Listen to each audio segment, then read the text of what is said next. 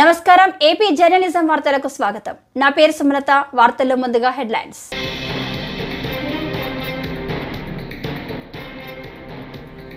రష్యాలో పర్యటిస్తున్న భారత ప్రధాని మోదీ మాస్కోలో ప్రవాస భారతీయులను ఉద్దేశించి ప్రసంగం.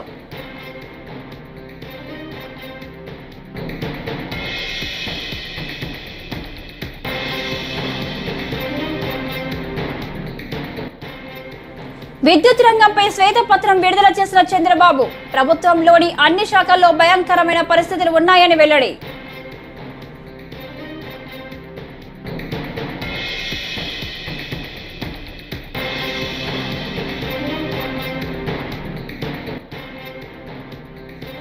భోగపురం అంతర్జాతీయ విమానాశ్రయం నిర్మాణ పనులను పరిశీలిస్తున్న కేంద్ర మంత్రి కింజరాపు రామ్మోహన్ నాయుడు.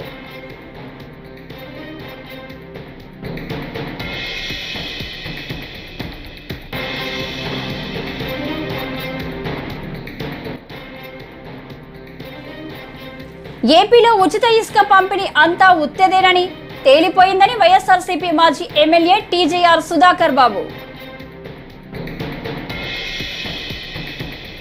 ఇక డీటెయిల్స్ చూస్తే, భారత ప్రధాని నరేంద్ర మోదీ రష్యా పర్యటనలో భాగంగా మాస్కోలో ప్రవాస భారతీయులను ఉద్దేశించి ప్రసంగించారు. రష్యాకు తాను ఒక్కడినే రాలేదని 140 కోట్ల మంది భారతీయుల ప్రేమను మోసుకొచ్చానని, భారతదేశ మట్టి వాసనను మోసుకొచ్చానని భావోద్వేగభరితంగా చెప్పారు. ఇటీవలే తాను 3వ ప్రధానమంత్రిగా ప్రమాణ స్వీకారం చేస్తానని, ఇక నుంచి 3 రెట్ల వేగంతో పనిచేయాలని నిర్ణయించుకున్నానని తెలిపారు. భారత్ను ఇప్పటికే 5వ అతిపెద్ద ఆర్థిక వ్యవస్థగా నిలిపామని, దేశాన్ని ప్రపంచంలోనే 3వ అతిపెద్ద ఆర్థిక వ్యవస్థగా నిలపడమే తమ ముందున్న లక్ష్యమని మోదీ ఉద్ఘాటించారు. विकास की जो रफ्तार पकड़ी है उसे देखकर दुनिया हैरान है. दुनिया के लोग जब भारत आते हैं तो कहते हैं भारत बदल रहा है. आप भी आते हैं तो ऐसा ही लगता है ना.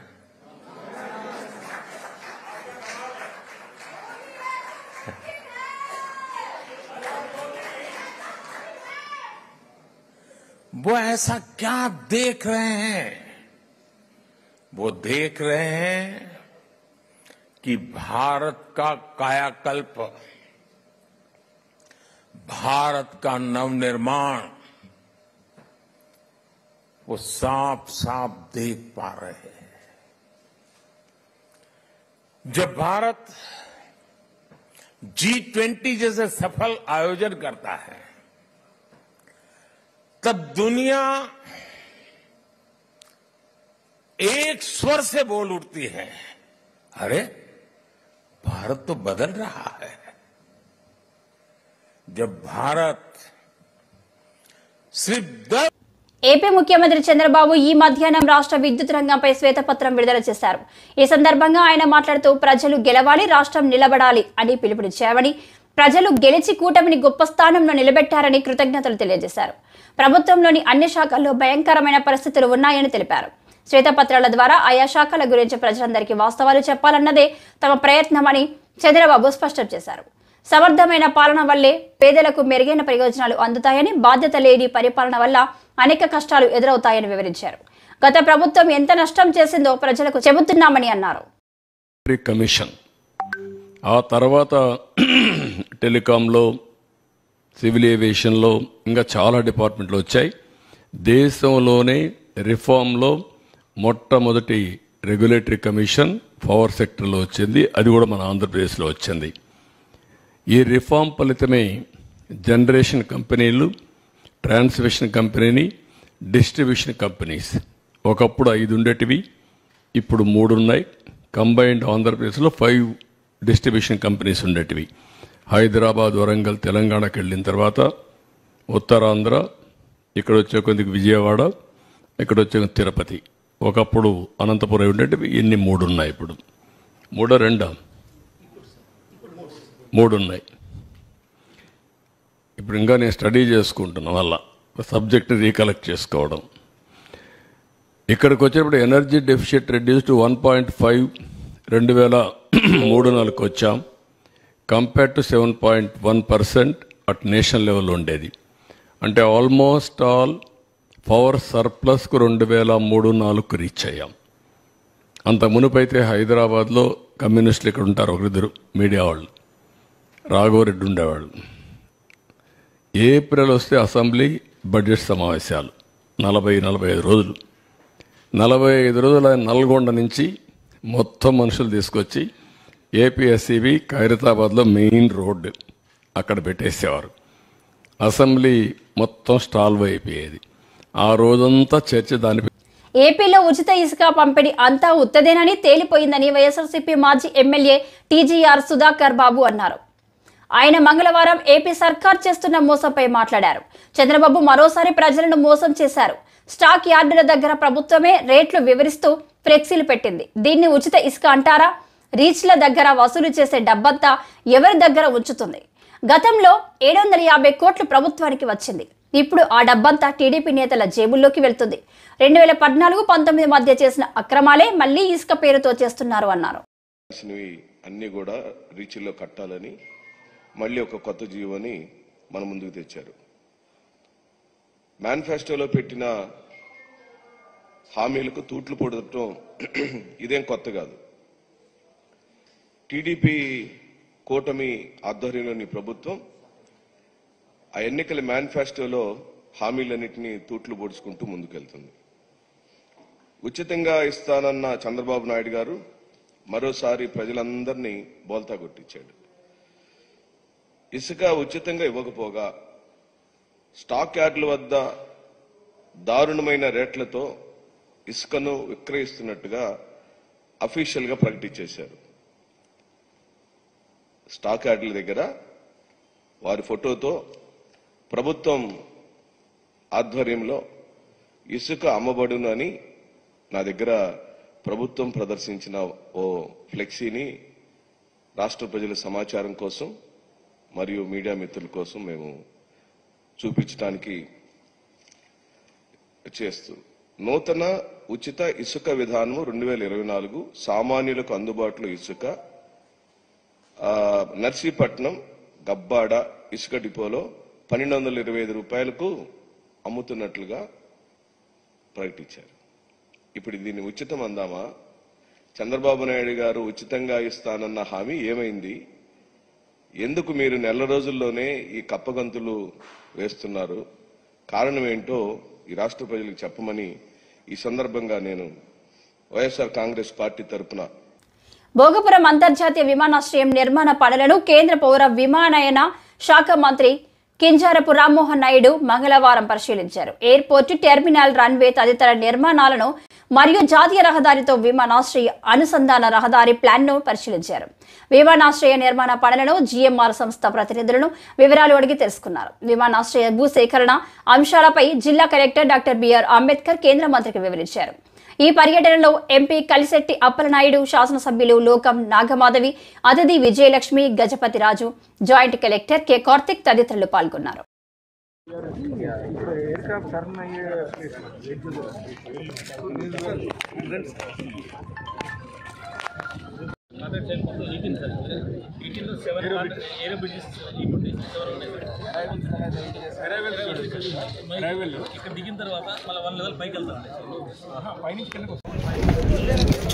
జూన్ 9న సివిల్ ఏవియేషన్ మినిస్టర్గా పదవీ బాధ్యతలు స్వీకరించిన తర్వాత మొట్టమొదటిసారిగా మన ఉత్తరాంధ్రకి గుండెకాయలాగా ఉన్నటువంటి ఎయిర్పోర్ట్ ప్రాజెక్టు భోగాపురం ప్రాజెక్టుని సందర్శించడం జరిగింది.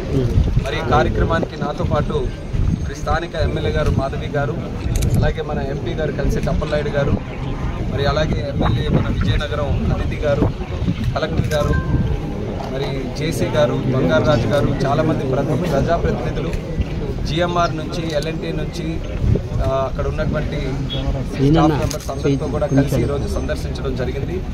మరి ముఖ్యంగా నేను సెంట్రల్ మినిస్టర్ సివిల్ ఏవియేషన్ అయిన తర్వాత కూడా నా టాప్ ప్రయారిటీగా ఈ భోగాపురం ప్రాజెక్ట్ పెట్టుకున్నాను.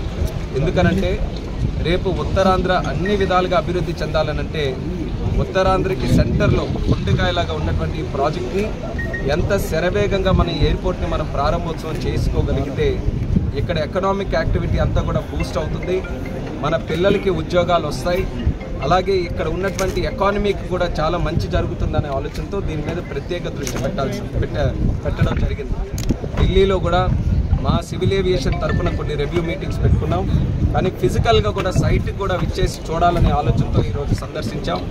మరి ఈ యొక్క ప్రాజెక్టు తాలూకా చరిత్ర మీరు చూసుకుంటే 2015లో అప్పుడు కూడా మన విజయనగరం ఎంపీగా ఉంటూ మినిస్టర్గా ఉన్నటువంటి మన అశోక్ గజపతిరాజు గారు సివిల్ ఏవియేషన్ మినిస్టర్గా ఉన్నప్పుడు చంద్రబాబు ఏపీలో కాంగ్రెస్ పార్టీ ఏనాడో భూస్థాపితమయ్యింది.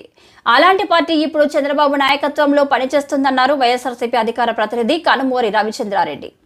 వైఎస్ఆర్ జయంతి వేడుకల పేరిట కాంగ్రెస్ పార్టీ చేసిన హడావిడి రవిచంద్రారెడ్డి ఎండగట్టారు. మంగళవారం తాడేపల్లిలోని వైఎస్ఆర్సీపీ కేంద్ర కార్యాలయంలో రవిచంద్రారెడ్డి మాట్లాడుతూ ఏపీలో కాంగ్రెస్ పార్టీ ఎప్పుడో భూస్థాపితమైంది. ప్రస్తుతం టీడీపీకి కాంగ్రెస్ తోక పార్టీ. ఏపీలో చంద్రబాబు నాయకత్వంలోనే కాంగ్రెస్ పార్టీ నడుస్తుంది. కేవలం తన అన్న జగన్ మీద కోపంతోనే షర్మిల పార్టీ నడుపుతుంది. వైఎస్ఆర్ మీద అంత మమకారం ఉంటే ఆయన పేరును చంద్రబాబు తొలగిస్తుంటే షర్మిల ఎందుకు మాట్లాడడం లేదు అని ప్రశ్నించారు. 75 సంవత్సరాల బర్త్డే వేడుకలు, వైఎస్ఆర్ గారి జయంతి వేడుకలు నిన్న ఏదైతే గొప్పగా ఆంధ్రప్రదేశ్ మొత్తం కూడా సెలబ్రేట్ చేసుకుందో దానికి సంబంధించి ముఖ్యంగా వైఎస్ఆర్సీపీ పార్టీ శ్రేణులన్నీ కూడా గ్రామాన మండల హెడ్ క్వార్టర్స్ లో, ప్రతి నియోజకవర్గంలో, ప్రతి జిల్లా హెడ్ క్వార్టర్లో, ప్రతి నగర కార్పొరేషన్ లో, సెంట్రల్ ఆఫీస్ తో సహా ప్రతి దగ్గర కూడా జెండా ఎగరేయడం, వైఎస్ఆర్ గారిని అభిమానించే అందరూ కూడా పూర్తిగా ఏదైతే అద్భుతంగా 75 సంవత్సరాల జయంతిని జరిపారో దానికి సంబంధించి పేరున వైఎస్ఆర్సీపీ శ్రేణులకు, కార్యకర్తలకు, నాయకులకు మేము శుభాభినందనలు తెలియజేసుకుంటూ ధన్యవాదాలు తెలియజేసుకుంటున్నాం. దాంతోపాటు మేము ఉన్న మాటలో అని చెప్పి ఆంధ్రప్రదేశ్ రాష్ట్రంలో విభజన తర్వాత ఉనికి కోల్పోయినటువంటి కాంగ్రెస్ పార్టీ తెలంగాణలో కాంగ్రెస్ అధికారంలో ఉంది కాబట్టి అక్కడి ముఖ్యమంత్రి విజయనగరం జిల్లాలో కుష్టు వ్యాధిని పూర్తిగా నిర్మూలించాలని జిల్లా కలెక్టర్ డాక్టర్ బిఆర్ అంబేద్కర్ ఆదేశించారు. జిల్లాలో వ్యాధి వ్యాప్తికి కారణాలను గుర్తించి వాటిని నివారించాలని సూచించారు. జాతీయ కుష్టు వ్యాధి నిర్మూలన కార్యక్రమంలో భాగంగా ఈ నెల 18 నుంచి ఆగస్టు 2 వరకు జిల్లాలో ఇంటింటి సర్వే చేపట్టనున్నారు. ఈ కార్యక్రమంపై జిల్లా కలెక్టర్ తన ఛాంబర్లో మంగళవారం వివిధ శాఖల అధికారులతో సమన్వయ కమిటీ సమావేశాన్ని నిర్వహించారు. ఈ సందర్భంగా కలెక్టర్ మాట్లాడుతూ జిల్లాలో కుష్టు వ్యాధి వ్యాప్తి చెందడానికి వీల్లేదని స్పష్టం చేశారు. వ్యాధిని సంపూర్ణంగా నిర్మూలించేందుకు తగిన చర్యలు చేపట్టాలని ఆదేశించారు. ప్రజల్లో విస్తృత అవగాహన కల్పించడం ద్వారా వ్యాధిని చాలా వరకు అరికట్టవచ్చని, వ్యాధిగ్రస్తులను ముందుగానే గుర్తించవచ్చునని సూచించారు. దీనికోసం వివిధ ప్రభుత్వ శాఖలు సమన్వయంతో పనిచేయాలని, ఈ వ్యాధి కారణాలు, చికిత్స, నివారణ చర్యలను ప్రజలకు వివరించాలని కోరారు. మహిళా సంఘాల సభ్యులకు అవగాహన కల్పించాలన్నారు. ప్రివలెన్స్ రేట్ 10,000కి ఒకటి కన్నా తక్కువ అయిపోయిందని మొత్తం డిపార్ట్మెంట్ మైండప్ చేసే పిహెచ్సి క్యాన్వర్క్ చేసేసారు. అప్పటి నుండి సరైన సర్వీలెన్స్ లేకపోవడం వల్ల ఒకసారి ఏంటంటే మనకు long incubation period sir 3 to 5 years, దానివల్ల కేసులు వచ్చినట్టు తెలియదండి. అసలు 2022లో అంటే ఎందుకు వస్తుందంటే మాకు కేసు ఎక్కువ ఎండమిక్ డిసీజ్ సార్, లేకపోతే ద్వారా దగ్గు ద్వారా వస్తుందండి sir. Yes sir, droplet infection sir, like మైకో సార్, కాఫ్ స్నీజ్ వల్ల వస్తుందండి సార్. సో అది ఏంటంటే ఇంటర్ అయ్యేటప్పుడు it takes 5 to 8 years sir. Yes sir. So long incubation period వల్ల వాళ్ళకి ఇబ్బంది ఏమీ పెట్టదు. So they will neglect it sir. So దానివల్ల సిమ్టమ్స్ ప్రెజెంటేషన్ లాంగ్ అవ్వడం వల్ల కూడా 5 to 8 years ప్రెజెంటేషన్ ఉంటుంది. వాళ్ళ ఇమ్యూనిటీ స్టాటస్ బట్టి కూడా ప్రెజెంటేషన్ ఉంటుంది. అది ఒకటి. నెక్స్ట్ ఏంటంటే మనకి పాజిటివ్ కేసుని during Covid before last time we had Covid and all sir. ఆ టైంలో because of social distance and mask use చేయడం వలన మనకి కొన్ని కేసెస్ తగ్గాయి సార్.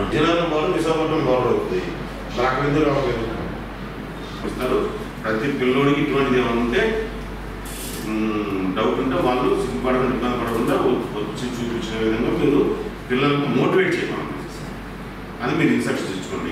మున్సిపల్ కమిషనర్ మీరేమో మీ స్టాఫ్ ద్వారా మీరేమో మహిళా సంఘాల ద్వారా కొంచెం వైట్ పబ్లిసిటీ ఒకటి ఇన్వాల్వ్మెంట్ ఒకటి సార్ వీళ్ళంతా కావాలంటే వాళ్ళకి అవేర్నెస్ అది ఇస్తారు అదే అది ఇస్తారు అవి మీరు అది వాళ్ళతో కూడా ఇన్వాల్వ్ చేయించి కొంచెం అవేర్నెస్ చేయడం. ఇప్పుడు కొంతమంది సిగ్గుపడతారు, కొంతమంది ఇబ్బంది పడతారు, కొంతమంది అవి మాకు అది కాదు వీళ్ళు నాకు తెలిసిలే అంటారు. ఇవన్నీ సహజంగా ఉంటాయి అసలు హ్యూమన్ సైకాలజీ అది. సో అవేర్నెస్ చేయడం మీరు ఏదన్నా చూసుకుపోతారు కాదంటే చెప్పేస్తారు కదా దానివల్ల మీకు రిలాక్స్ ఉంటుంది కదా అని చెప్పి కొంచెం వాళ్ళకి మోటివేట్ చేసే విధంగా మహిళా సంఘంలో ఎంకరేజ్ చేయండి. పట్టణాల్లో మెయిన్ పట్టణాల్లో రూరల్లో ఇది చెప్తినేస్తారు, పంచాయతీ స్టాఫ్ చెప్తినేస్తారు. పట్టణాల్లో కొంచెం మీ వంతు అవేర్నెస్ చేయించండి. స్కూల్స్లోనేమో మీరు అన్ని స్కూల్స్కి ఇన్స్ట్రక్షన్స్ ఇచ్చేయండి. ప్రతి పిల్లల్ని చెక్ చేయమనండి. ప్రైమరీ కింద వరకు ప్రతి పిల్లల్ని ఆడపిల్ల స్టాఫ్తో మొగలు స్టాఫ్తో మీరు చెక్ చేయమనండి. ప్రతి స్టూడెంట్ని కవర్ చేయమనండి. అట్ ది సేమ్ టైమ్ జీజీహెచ్లోనేమో మీ సూపరింటెండెంట్ మీరు చెప్పండి ప్రతి ఓపీలోకి వచ్చే పేషెంట్స్ని ఇది కూడా ఒక ఐటమ్ కింద చెక్ చేయమన్నారు. వచ్చే ఆడ చెప్పే జబ్బు నాకు ఇది ఉన్న దాంతో పాటు ఇది కూడా ఒకసారి చెక్ చేయమని చెప్పండి. దాంతో మెజారిటీ ప్రాసెస్ కవర్ అయిపోతారు. Okay, this is okay. Thank you. Vizianagaram Visakhapatnam ప్రధాన రహదారిపై డెంకాడ మండల పరిధిలోని జొన్నాడ గ్రామం వద్ద నూతనంగా ఏర్పాటు చేసిన టోల్ గేట్ పేద మధ్యతరగతికి చెందిన ప్రయాణికుల జేబులు గుల్ల చేస్తుంది. జొన్నాడ సహా నిర్మాణ దశలో ఉన్న టోల్ గేట్ల ద్వారా ఈ ఏడాది ఏప్రిల్ నుంచి రుసుము వసూలు చేయాలని నిర్వాహకులు నిర్ణయించారు. ఈ మేరకు ప్రకటన కూడా విడుదల చేశారు. ఏ వాహనానికి ఎంత వివరాలను వెల్లడించారు. ఇంతలో సార్వత్రిక ఎన్నికల నోటిఫికేషన్ జారీ కావడంతో ఆ ప్రాతిపదికను తాత్కాలికంగా వాయిదా వేశారు. జొన్నాడ టోల్లో జూన్ 1 నుంచి అమల్లోకి తెచ్చారు. ఆ రోజు నుంచి ప్రయాణికుల ఎత్తిన బాదుడు మొదలైంది. జేబులు చిల్లులు పడుతున్నాయి. విజయనగరం విశాఖపట్నం భౌగోళికంగా వేర్వేరు అయినా ఈ రెండింటి మధ్య అవినాభావ సంబంధం ఉంది. రెండు వైపులా ప్రతిరోజు వేలాది మంది ప్రయాణిస్తుంటారు. రైళ్లలో ప్రయాణించే వారికి 30 రెట్లు రోడ్డు మార్గమే రాకపోకలు సాగిస్తుంటారు. వీరిలో విద్యార్థులు, ఉద్యోగులు, వ్యాపార వర్గాలు, సాధారణ ప్రయాణికులు ఉన్నారు. ఇప్పటికే గత 5 ఏళ్ల కాలంలో 4-5 సార్లు పెరిగిన ఆర్టీసీ ఛార్జీలతో రోజువారీ ప్రయాణికులు ఇబ్బందులు పడుతున్నారు. తాజాగా పులి మీద పుట్రలా టోల్ భారం తోడవడంతో వారు కలవరపడుతున్నారు. ప్రతి నెల అదనపు భారం మోయలేక అటు ఇటు రోజువారీ పెద్ద సంఖ్యలో ప్రయాణం చేసే ఉద్యోగులు, విద్యార్థులు సతమతమవుతున్నారు. విజయనగరం జిల్లాలో జొన్నాడ వద్ద ఏర్పాటు చేసిన టోల్ ప్లాజాపై విజయనగరం జిల్లా వాసులు పూర్తిగా వ్యతిరేకిస్తున్నారు. దీనిపై ఇక్కడ ఉన్న వాహనదారులను అడిగి వారి ఉద్దేశం తెలుసుకున్నారు. ఇక్కడ టోల్ ప్లాజా కట్టారు కదండి, దానిపై మీ అభిప్రాయం ఏమిటి? ఇప్పుడైతే అసలు రోడ్లు కూడా సరిగ్గా పైగా ఇంకా చాలా ఎక్స్ట్రా అమౌంట్ తీసుకుంటున్నారు. ఈ వెహికల్ 4 60 రూపీస్ తీసుకుంటున్నారంటే 60 రూపాయలు తెచ్చుకుంటున్నారు. కానీ రోడ్లు కూడా సరిగ్గా లేవు. అసలు ఇక్కడ పెట్టి కూడా వేస్ట్. అసలు చాలా ఇదిగా చేస్తున్నారు వాళ్ళు. నేషనల్ హైవే కూడా టోల్ గేట్ కూడా అంత అమౌంట్ ఉండదు, చాలా ఎక్కువ తీసుకుంటున్నారు. అంటే ఇక్కడ టోల్ ప్లాజా పెట్టి ఉపయోగం లేదంట? ఉపయోగం లేదండి, అసలు నిజంగా లేదు. ఎక్కువ చాలా ఎక్కువ తీసుకుంటున్నారు. 60 రూపాయలు తీసుకుంటాం. ఇక్కడ రోజు మేము ప్రతిరోజు ప్రయాణం చేస్తూ ఉంటాం. ఇక్కడ ఈ టోల్ ప్లాజా పెట్టడం వల్ల చాలా ఇబ్బంది పడుతున్నాం. మేము కాదు, చాలా మందికి ఇబ్బందికరంగా ఉంది. దయచేసి త్వరగా తొలగించినట్లయితే ప్రజలకు కానీ, రోజు వెళ్ళే విద్యార్థులకు కానీ, ప్రొఫెసర్స్కి కానీ, టీచింగ్ స్టాఫ్ కానీ చాలా బాగుంటుందని ప్రభుత్వాన్ని విజ్ఞప్తి చేస్తున్నాం. కానీ దీనివల్ల ఏంటంటే మాకు భారం ఎక్కువ పడుతుందో తప్ప ఏం ప్రయోజనం లేదు. ఎందుకంటే ఇక్కడ ఫెసిలిటీ ఇంకా రానేరా. రోడ్లు అస్తవ్యస్తంగానే ఉన్నాయి, కానీ వాళ్ళు ఇంకా క్లియరెన్స్గా తీసుకుని బాగా చేస్తుంటే మేము టోల్ ప్లాజా కట్టుకోవచ్చు. కానీ ఇంకా ఏం ఫెసిలిటీ లేకుండా పెట్టడం వల్ల మాకు భారం అయితే అవుతుంది తప్ప ఉపయోగం అనేది లేదు. మాకొక్కరికే కాదు, ఇక్కడ అన్ని వెహికల్స్కి అలాగే ఇబ్బంది పడుతున్నారు. అటు పిల్లలైనా, ఇటు స్కూల్ పిల్లలైనా, ఇటు కాలేజీ వాళ్ళైనా. ఓన్లీ వాళ్ళ పర్పస్ వాళ్ళే అధికంగా వసూలు చేసుకోవడానికి తప్ప ఎవరికి ఫెసిలిటీ అనేది రాకుండా చేస్తారు. వేస్ట్ టోల్ ప్లాజా పెట్టి వేస్ట్. 5 years 6 years అయిపోతుంది. 5 years అయిపోయింది. అప్పటి నుంచి లేదు, ఇప్పుడు ఎందుకు పెట్టారో అర్థం కాలేదు. కానీ వాళ్ళ ఇష్టం అది. దీనికైతే అనవసరం. ఇక్కడ ఈ విజయనగరం రూట్కి టోల్ ప్లాజా అనేది అనవసరం. గ్రీన్ హైవే ఉంది కదా, గ్రీన్ ఫీల్డ్ హైవే అని దాన్ని పెట్టవచ్చు. మళ్ళీ చార్జెస్ 95 రూపీస్ వన్ సైడ్, రిటర్న్లో వస్తే 45 రూపీస్ అంతా పడుతుంది. ఈ టోల్ ప్లాజా ఇక్కడ అవసరం లేదండి. ఇక్కడైతే అవసరం లేదు ఈ రూట్లో. అది ఇది మెయిన్ ఎక్స్ప్రెస్ రోడ్ ఏం కాదు, మెయిన్ హైవే కాదు. అది అలా అనుకుంటే ఈ రూట్ లాంటి రూట్లు చాలా రూట్లు ఉన్నాయి, అందులో కూడా పెట్టవలసి వస్తుంది. అది ఈ రూట్లో అయితే టోల్ ప్లాజా వేస్ట్. 5 years అయింది రోడ్ వేసి. ఈ డబుల్ రూట్ వేసి. మీరు డైలీ వెళ్తూ డైలీ వస్తుంటాం. ఈ రూట్ మంత్లీ ఒక 6 times 7 times వస్తుంటాం ఈ రూట్. పరిస్థితుల్లో డెవలప్ లేదు, రోడ్లు కూడా బాగలేవు.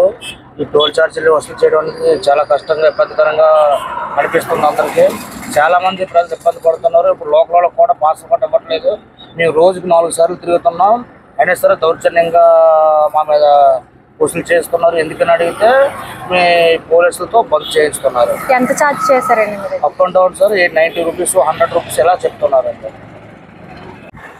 టోల్ ప్లాజాపై వాహనదారుల అభిప్రాయం అయితే తెలుసుకున్నాం. ఈ ప్రాంతంలో టోల్ ప్లాజా కట్టడం అనేది అవసరం లేదని వాహనదారులు తెలియజేస్తున్నారు. టోల్ ప్లాజా అనేది కేవలం రోడ్డు అభివృద్ధి కోసమే నిర్మిస్తారని, కానీ ఈ ప్రాంతంలో చూసుకుంటే ఎటువంటి రోడ్డు అభివృద్ధి లేకపోవడం, నిత్యం ఇటు అటు తిరిగే వాళ్ళకి ఛార్జెస్ ఎక్కువ అవుతున్నాయని వాహనదారులు తెలిపారు. టోల్ ప్లాజాపై ప్రజాప్రతినిధులు, అధికారులు స్పందించి ఈ టోల్ ప్లాజాను త్వరగా ఇక్కడ నుంచి ఎత్తివేయిస్తారని స్థానికులు కోరుకుంటున్నారు. కెమెరామెన్ రాజేష్తో ధనలక్ష్మి. గోదావరి పరివాహక ప్రాంతాన్ని పర్యాటకంగా అభివృద్ధి చేసేందుకు అవసరమైన ప్రణాళికలు సిద్ధం చేస్తున్నట్లు రాష్ట్ర పర్యాటక శాఖ మంత్రి కందుల దుర్గేష్ పేర్కొన్నారు. మంగళవారం రాజమండ్రిలో అధికారులు ప్రజాప్రతినిధులతో కలిసి గోదావరి పర్యావహక ప్రాంతాన్ని పరిశీలించే కార్యక్రమం నిర్వహించారు. భవిష్యత్తు అవసరాలను దృష్టిలో ఉంచుకొని గోదావరి పర్యావహక ప్రాంతాన్ని టెంపుల్ టూరిజంగా అభివృద్ధి చేసేందుకు అవసరమైన చర్యలు చేపడతామన్నారు. గోదావరి ఇక్కడ అఖండ గోదావరిగా ఉంది. ఈ అఖండ గోదావరిని పరిరక్షించుకోవడం ఏ రకంగా చేయాలి, అదేవిధంగా రాబోయే పుష్కరాలకి మనకు ఉన్నటువంటి ఘాట్లన్నింటినీ కలుపుకుని మరిన్ని ఘాట్లను కూడా ఏర్పాటు చేసుకుని భక్తులందరికీ కూడా వీలుగా ఉండే విధంగా పుష్కరాలను ఎలాగ మనం నిర్వహించుకోవాలనేటువంటి అంశం మీద, అదేవిధంగా ఏదో తాత్కాలిక ప్రాతిపదిక మీద కాకుండా ఒక దీర్ఘకాలిక ప్రయోజనాలు సిద్ధించే విధంగా, ఒక పర్మనెంట్గా ఉండేటువంటి విధంగా గోదావరి పరిరక్షణ ఒక కార్యక్రమం, అదేవిధంగా పుష్కరాల నిర్వహణ ఒక కార్యక్రమం, అదేవిధంగా పుష్కరాలకు వచ్చేటువంటి క్రౌడ్ మేనేజ్మెంట్ ఒక కార్యక్రమం, ఆ తర్వాత ఇక్కడ ఉండేటువంటి హాస్పిటాలిటీ ఏ రకంగా వచ్చేవారందరికీ కూడా వసతి కల్పించాలనేటువంటిది మరొక విషయం.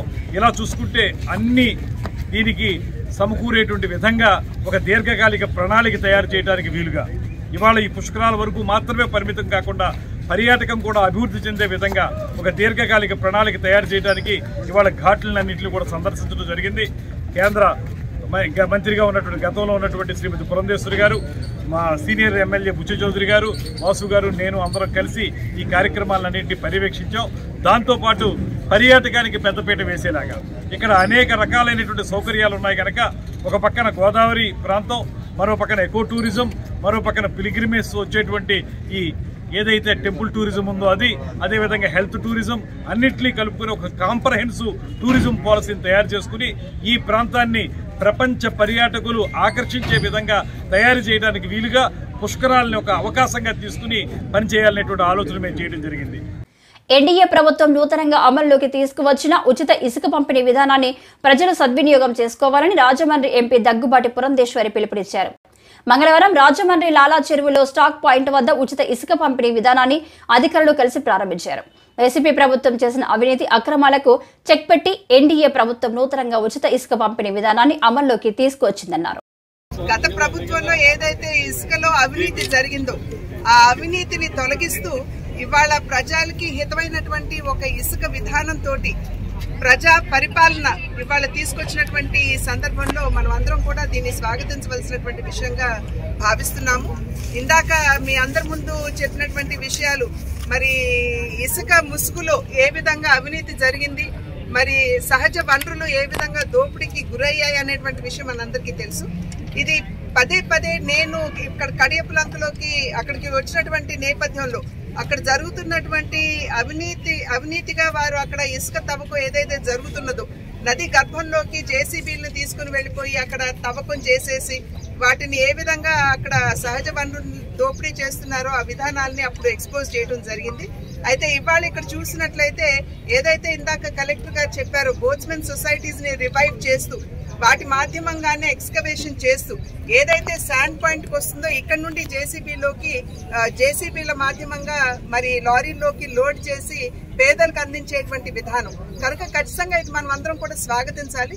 ఎందుకంటే నిన్న మొన్నటి వరకు కూడా పేదవారు ఈ యొక్క ఇసుక భారాన్ని మోయలేక వారి ఇళ్ల నిర్మాణం ఆగిపోయినటువంటి విషయం మనందరికీ తెలుసు. కేంద్ర ప్రభుత్వం జూలై 1వ తేదీ నుంచి కొత్త చట్టాలను అమల్లోకి తీసుకొచ్చిందని Tadepalligudem motor vehicle inspector Surendra Singh Nayak తెలిపారు. మంగళవారం తాడేపల్లిగూడెం ఆర్టీఏ కార్యాలయంలో ఆయన మాట్లాడారు. కొత్త చట్టాలను గురించి వివరించారు. వాహనదారులు ఈ విషయాలను గుర్తించి వ్యవహరించాలన్నారు.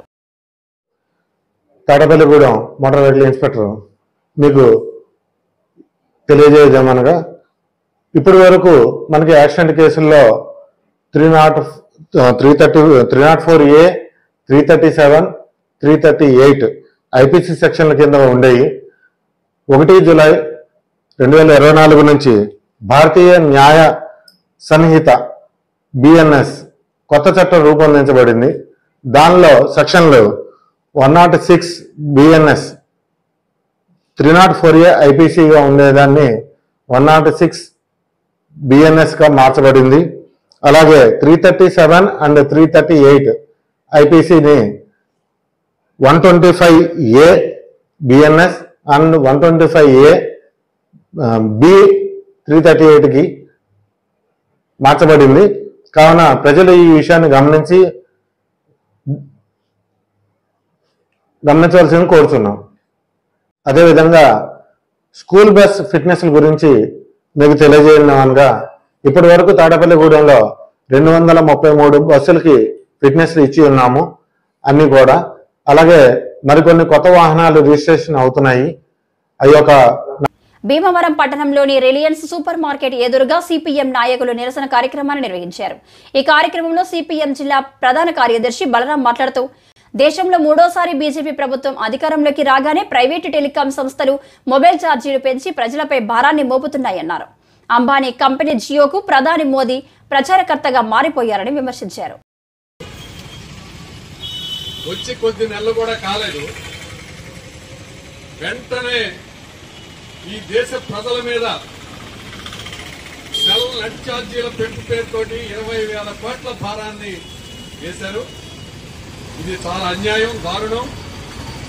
జియో కంపెనీ, ఎయిర్టెల్ కంపెనీ ఈ భారాన్ని ప్రజల మీద వేయటాన్ని సిపిఎం పార్టీ తీవ్రంగా ఖండిస్తోంది. పెంచిన ఛార్జీల్ని తక్షణం రద్దు చేయాలి, ఉపసంహరించుకోవాలని ఈ రోజున పశ్చిమ గోదావరి జిల్లా కేంద్రమైనటువంటి భీమవరంలో రిలయన్స్ జియో మార్ట్ ఎదురుగా ఈ ఆందోళన కార్యక్రమాన్ని నిర్వహిస్తాం.